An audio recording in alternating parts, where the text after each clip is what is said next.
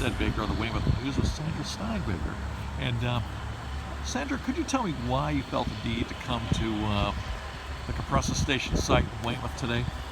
Well, I'm a co-founder of a shop called Concerned Health Professionals of New York, and as a public health biologist, I've been spending the last 10 years looking at the risks and harms of fracking and all of its ancillary infrastructure. And one of the most dangerous parts of that infrastructure are the compressor stations that push gas through the pipelines. They're dangerous because they emit hazardous carcinogenic air pollution even when they're operating normally. And on top of that, they have a terrible safety record. They tend to blow up.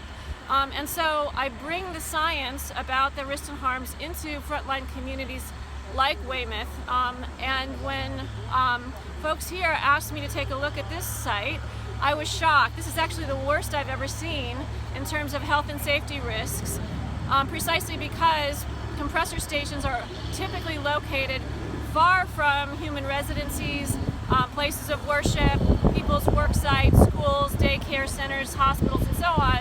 And here you have this urban community that's already an environmental justice community, meaning that people here already suffer from a lot of pollution, and you're going to layer on top of that a highly polluting industry where the air pollution is not released in a high stack, but is released right at human lung level where people breathe, and exposing pregnant women, exposing children, and also in this tiny plot of land where this compressor station is located, it's wedged up right next to a major bridge that would be the pathway for evacuation if anything should happen.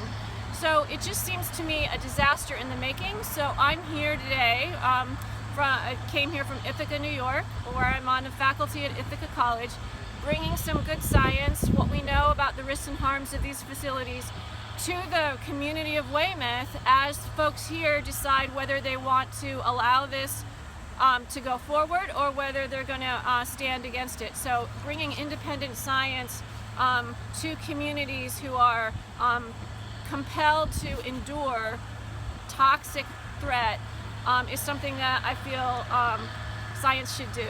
So that's why I'm here as a scientist in the public interest.